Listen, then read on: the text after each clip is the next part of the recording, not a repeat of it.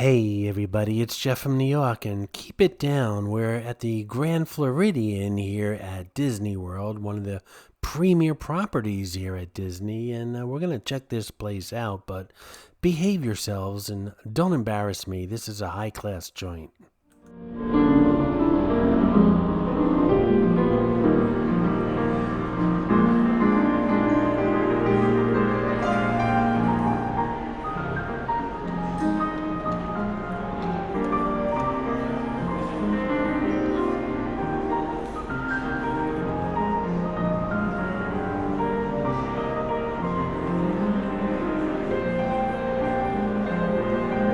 Hey, lady on the piano playing those Disney songs. It's Jeff from New York. Do you know anything by Elvis, like Viva Las Vegas?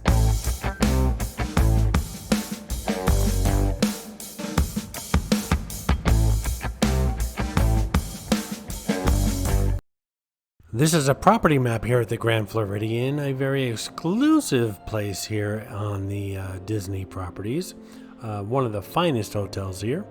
Room rates start at about $900 and a little over $900 and go well into the thousands of dollars per night.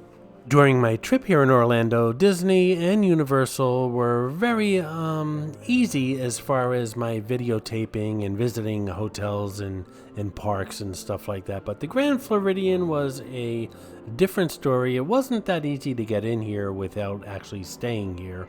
But I turned on that old New York charm and I managed to get myself in here. So come on along and let's check this place out. As we walk the perimeter of the lower floor here, the lower lobby of the Grand Floridian, there's a couple of nice stores here. We're going to check them out right now.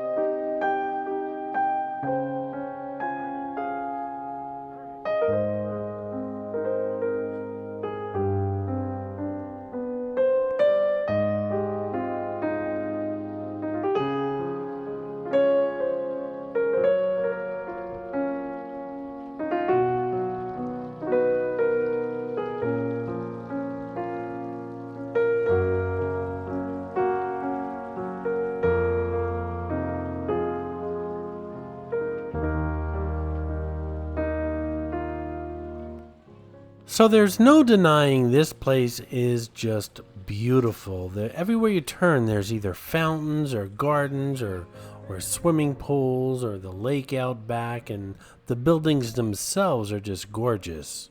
With regards to the Grand Floridian, the Disney website says Victorian elegance meets modern sophistication at this lavish Disney resort hotel. Unwind outdoors, indulge in a luxurious massage, and watch evening fireworks light up the sky over Cinderella Castle. Just one stop to Magic Kingdom Park on the complimentary resort monorail. This timeless Victorian style marvel evokes Palm Beach's golden era.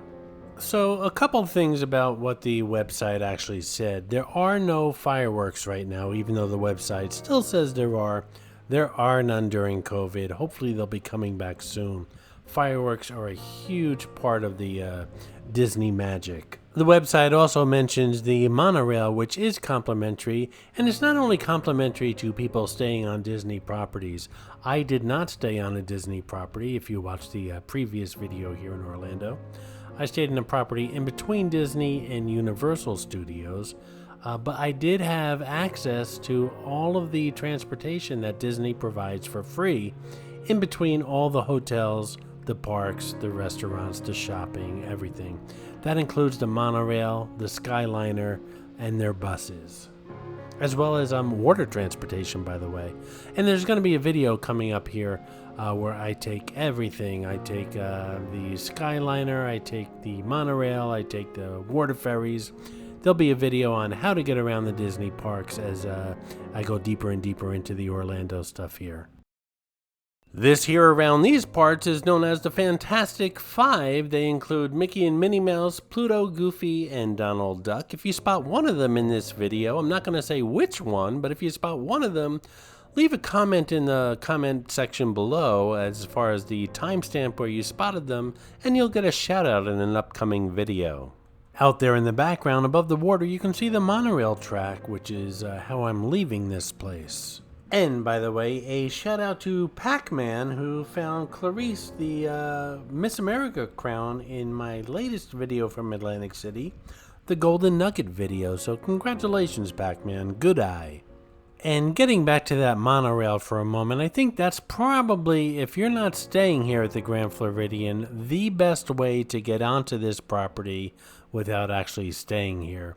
I came in through the front entrance, which means I had to get through the gatehouse, and they ask a lot of questions. I had some good answers, so I got in, but if you plan on visiting this property and you're not staying here, I think the monorail is your best bet getting entry here.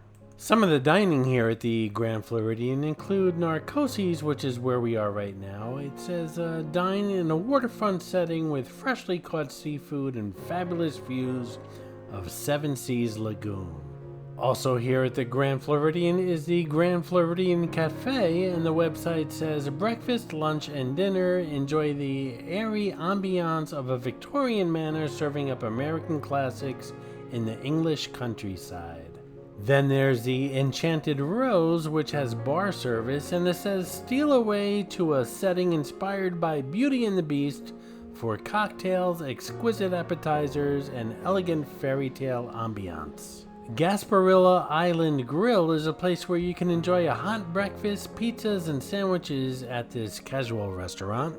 1900 Park Fair is a place where you can have breakfast, brunch, or dinner, and you can enchant your little ones with a tea party or a buffet in a carousel-themed dining room hosted by Disney characters. Citricos is where you can experience a gastronomic indulgence of Mediterranean-inspired cuisine paired with an award-winning wine list. The Garden View Tea Room is where you can give props to your pinky finger with dainty teacups and darling tea cozies at this traditional tea room. And if you're looking for something really exclusive, there's Victoria and Albert's Queen Victoria Room Dinner. Here you can splurge for a table in this intimate old world dining room with Victoria furnishings and a very limited seating area. So those were descriptions pretty much lifted from the internet off the Grand Floridian website, but I can tell you from personal experience, if you're dining here at the Grand Floridian, whether you're by yourself, you want a romantic dinner for a couple, or if you're bringing the whole family along with the kids, there's a place to eat here for everybody, but it's going to cost you. There are no cheap eats here at the Grand Floridian.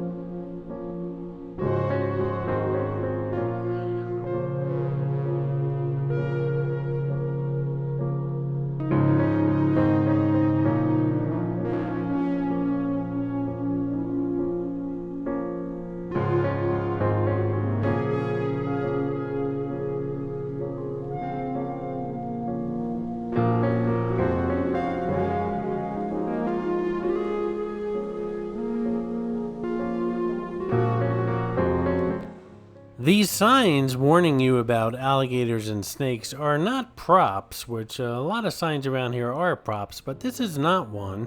Whether you're on a Disney property or a Universal property, anywhere in the Orlando area or Florida for that matter, if you're around a pond or a lake, you don't want to stay on the shoreline because there are the danger of alligators, crocodiles, and snakes. Alrighty, let's head on back inside and see what's going on inside here at the Grand Floridian at Disney World in Orlando. This place is absolutely gorgeous. No detail is overlooked. It is spotlessly clean. The staff here is extremely friendly and courteous. But of course, everything should be that way considering the room rates. You get what you pay for, folks.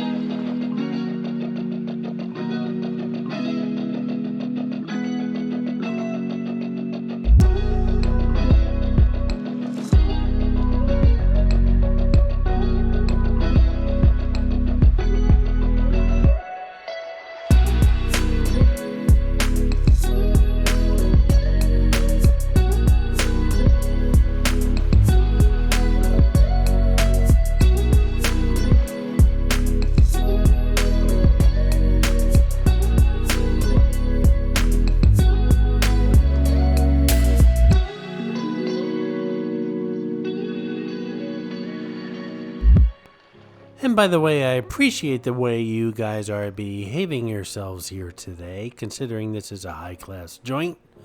And maybe we'll come back here again as a guest. Who knows? Hey, bartender, it's Jeff from New York. You got any bud on tap? I've been walking around this joint for an hour or two, and I'm working up an appetite. You got any of those churros with chocolate dipping sauce, or the Mickey pretzels with the cheese sauce, or some nachos with some cheese whiz? Come on, you gotta have something at this bar here. Once again, thanks for not embarrassing me today.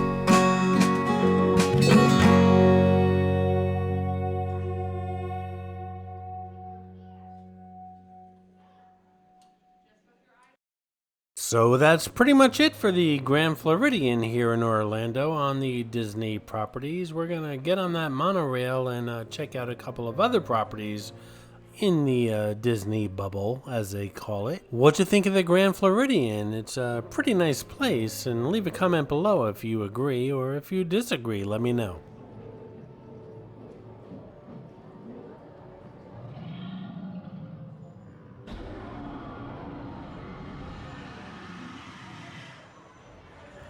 I hope you enjoyed this video, and if you did, please like, comment, ask some questions, and most importantly, subscribe by clicking on the button on the left.